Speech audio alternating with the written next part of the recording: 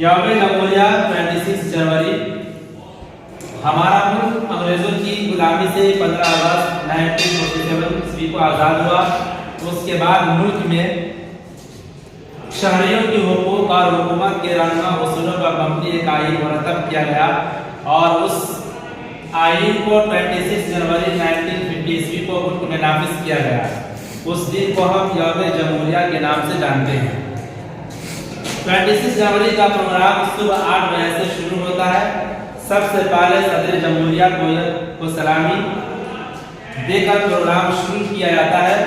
सलामी के बाद सदर बर्री व बहरी और हवाई फौज में से ऐसे लोगों को इनाम देते हैं जिन्होंने किसी लड़ाई में बड़ा कारनामा अंजाम दिया हो।